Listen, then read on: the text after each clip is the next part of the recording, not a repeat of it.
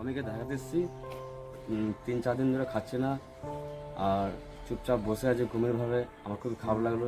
ডাক্তারবাবুর কাছে এসে ডাক্তারবাবুকে দেখালাম, একটু ওষুধ দিল হালকা করে খেয়েছিল আর বললো 5 দিন পর আসবে, কেমন আছে আমি দেখবো, তারপরে আরও ওষুধ দেবো। বাস।